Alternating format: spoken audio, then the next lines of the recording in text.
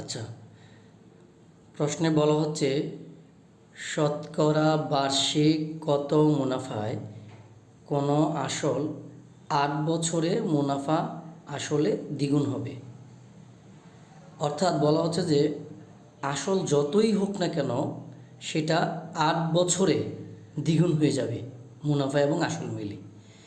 তো আসল যদি আমি ১ ধরি তাহলে মুনাফা আসল কত হবে?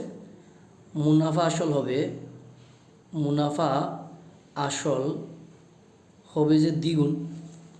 তাহলে মুনাফা আসল থেকে আমি যদি আসল বাদ দেই তাহলে কি হবে? আসবে যে মুনাফা, অর্থাৎ মুনাফা পাবো যে আমি ১ অংশ। আসল ১, মুনাফাও কি ১। এই যে একটা পাইলাম এটা হচ্ছে ৮ বছরে পাইলাম। কত বছরে? ৮ বছরে। তাহলে ৮ বছরে মুনাফা পাই ১, তাহলে ১ বছরে পাই ৮/১। ৮/১ মানই যে কথা, 12.5% একই কথা। একইভাবে শতকরা বার্ষিক কত হার মুনাফায় ৬ বছরে মুনাফা আসল দ্বিগুণ হবে।